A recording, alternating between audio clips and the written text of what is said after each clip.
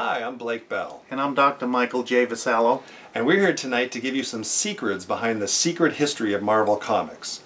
The idea for the book originated back in 2008 when I was in New York City promoting my Strange and Stranger, The World of Steve Ditko book, and I was staying at Michael's house.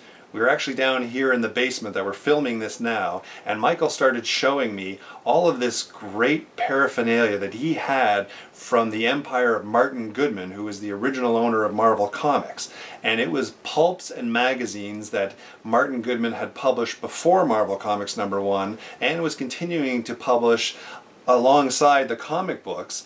But these magazines and pulps were filled with drawings by those golden age artists of Marvel Comics like Jack Kirby and Alex Schomburg, and I was just fascinated by what I was seeing for the first time ever. Flash forward ahead to 2010.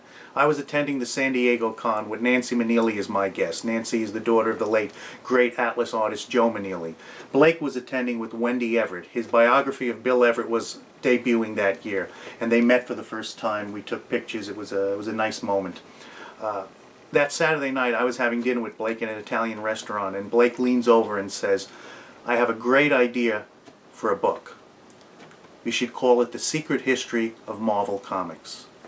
Blake had seen all that stuff that I have here that I had long accumulated about Martin Goodman, all the artwork unseen for 6 or 7 decades, and he envisioned a book where we would showcase this artwork and give the history of Martin Goodman pretty much and his publishing history in the process.